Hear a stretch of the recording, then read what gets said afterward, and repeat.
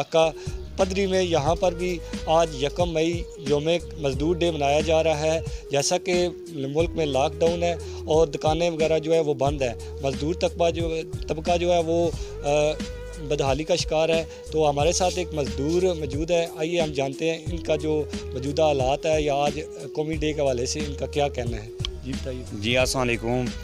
आज मज़दूर डे है और हमने कोई काम काज नहीं किया, छुट्टी की है, लेकिन इसके बावजूद हमें कोई पैसा नहीं मिला, कोई राशन पानी नहीं मिला।